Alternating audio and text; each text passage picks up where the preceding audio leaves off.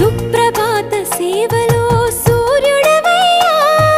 సూర్యుడవయ్యా